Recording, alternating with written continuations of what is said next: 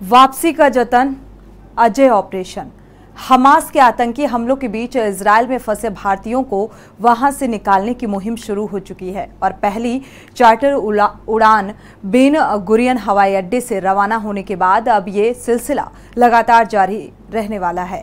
आपको बता दें कि ऑपरेशन अजय के तहत यात्रियों से कोई किराया नहीं लिया जाएगा, उनकी वापसी का खर्च सरकार उठा रही है और ऐसी जानकारी है कि कई लोग भारत की यात्रा करने में असमर्थ थे क्योंकि एयर इंडिया ने 7 अक्टूबर को इजरायल से अपनी उड़ान तुरंत निलंबित कर दी थी।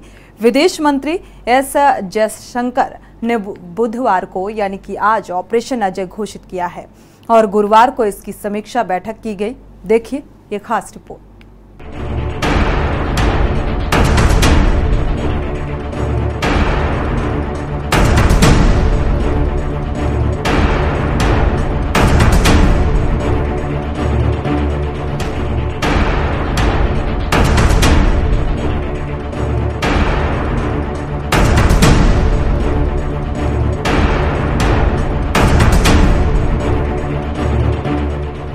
इजरायल और फलस्तीन के आतंकी संगठन हमास के बीच जंग तेज होती जा रही है, जहां हमास के हमले में 1200 से ज़्यादा इजरायली लोगों की जान चली गई, तो वहीं इजरायल की जवाबी कार्रवाई में हमास के 1500 से ज़्यादा आतंकी मारे गए हैं।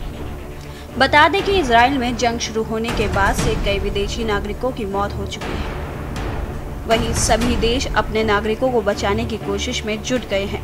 भारत सरकार भी अपने नागरिकों को बचाने की जुगत में लग गई है।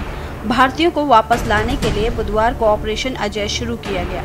हमले के बाद से भारतीय विदेश मंत्रालय भी एक्टिव मोड में है और विदेश मंत्री ने इजरायल में भारतीयों को सावधानी बरतने को कहा।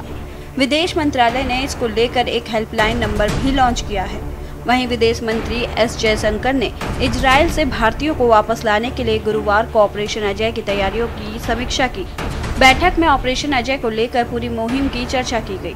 विदेश मंत्री जयशंकर ने कहा कि इजरायल से वापस लौटने की इच्छा रखने वाले हमारे नागरिकों की वापसी की सुविधा के लिए ऑपरेशन अजय लॉन्च किया गया है। इसके लिए विशेष चार्टर उड़ानों और अन्य व्यवस्थाएं की गई हैं, जहां विदेश में हमारे नागरिकों की सुरक्षा और भलाई के लिए हम पूरी तरह से प्रतिबद्ध हैं। इजरायल से भारतीयों को वापस लाने के लिए जद्दोजहद तेज होने से वहां फंसे भारतीय परिवारों ने राहत की सांस ली है। दरअसल इजरायल के साथ बेहतर संबंध होने के नाते भारत ने हमास के हमले की निंदा की है। पीएम मोदी ने भी इजरायल के पीएम से बात कर एकजुटता जताई है। बता दें कि इजरायल में करीब 18,000 भारतीय नागरिक काम या पढ़ाई के सिलसिले में वहां रह रहे हैं। यहाँ रहने वाले भारतीयों का एक बड़ा हिस्सा देखभाल करने वालों के रूप में काम करता है, लेकिन वहाँ लगभग 1000 छात्र, कई IT पेशेवर और हीरा व्यापारी हैं। इस बीच हमास से लड़ने के लिए इजरायल ने पक्ष और विपक्ष को मिलाकर एक आपातकालीन साझा सरकार का गठन किया है। Tel Aviv, our representative office in Ramallah, as well as with our neighboring, the missions in our in the neighboring countries there, particularly Jordan, Syria, Egypt, etc. And we are keeping a close watch on developments as well as what steps we need to take to assist Indian citizens who are in Israel. With that announcement, I am happy to try to take a few questions on that.